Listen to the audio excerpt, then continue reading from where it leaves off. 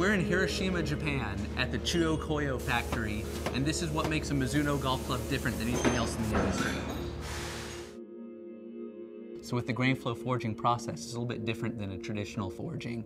We start by taking a 1025E pure select billet of mild carbon steel. What a billet is, it literally is just a piece of metal, an elongated cylinder of metal.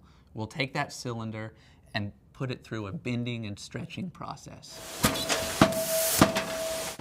So by starting with the 1025E billet, you're able to ensure that the grains of the metal flow continuously from heel to toe.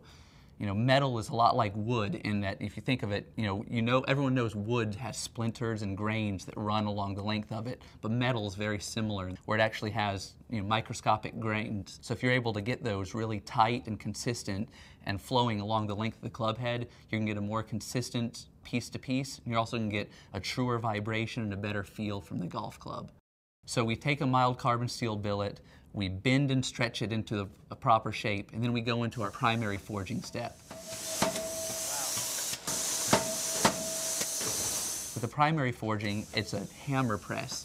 So that's a hammer that actually comes down like a hammer and actually pounds it 3 times into roughly the shape of a golf club. Every loft of every golf club has its own primary stage forging. So even though when you look at it, it looks really rough, it is the first step in forming that specific 7-iron or that specific 5-iron.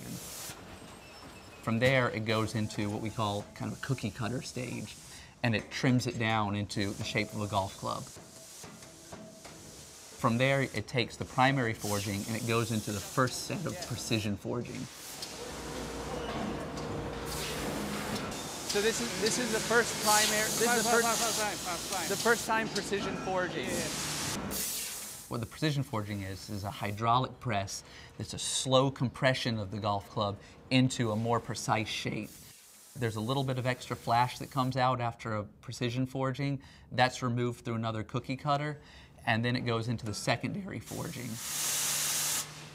Again, each of these steps, it's really tightening the grains, it's making sure everything's really consistent, and it's pressing it more and more into the shape of a club.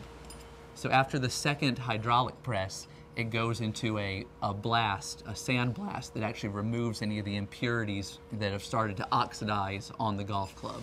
How long does this process take, this blast? Is it short? 15 minutes. 15 minutes for a set of heads? Okay. So already have score line here. Yeah. So this is final. Final done. Okay. So this is the final stage of a club being made at the Chuo factory. What happens in this room is clubs are getting the final logos placed on as well as the inspection samples before they go out to go into your bag.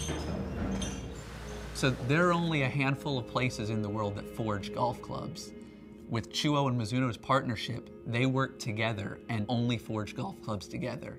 If you look at many of the other forging foundries across the world, you'll see any of a number of lines coming down from one manufacturer on this line to another manufacturer on this line. With Mizuno and Chuo, we've partnered up with a handshake partnership to develop not only all of Mizuno's golf clubs, but to help advance forging just as an art, to establish the greatest golf clubs together.